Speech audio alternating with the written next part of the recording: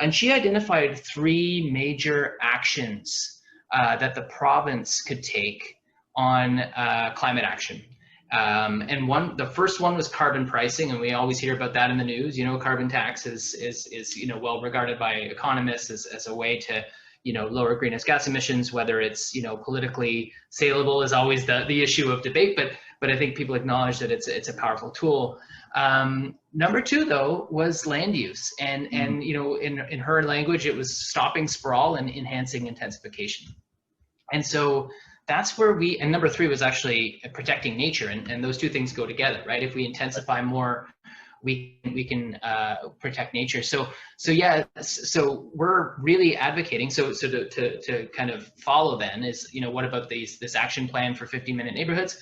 We're really kind of zeroing in on the importance of density. And we understand that density is not like a switch that you flick. You get density and all of a sudden, bells go off and everything's great. We understand that there are concerns around density. Not all neighborhoods want to intensify quickly, but from a climate lens, the logic is pretty simple in the sense that the denser you get in general, the better you're doing. There's a strong inverse correlation between the density of a city and its greenhouse gas emissions. So the denser you get, the lower your greenhouse gas emissions per capita.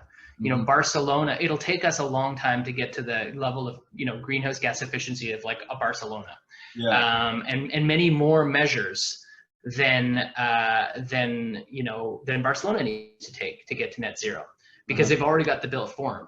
And another quick kind of example is, purely by virtue of waking up every morning where they do, the average Manhattanite has a lower carbon footprint than anyone else in the United States, purely by virtue of where they live, because Manhattan is a very dense, walkable community.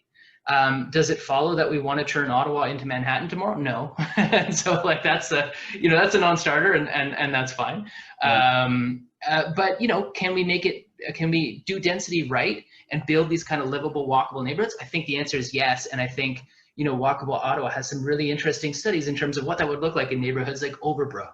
A lot of our kind of these neighborhoods that are fairly close to the core, but were built on a different model. I'm in Old Ottawa East, so not too far from Overbrook, and it's the same here. We could do a lot more in terms of density here to make it a much more walkable neighborhood.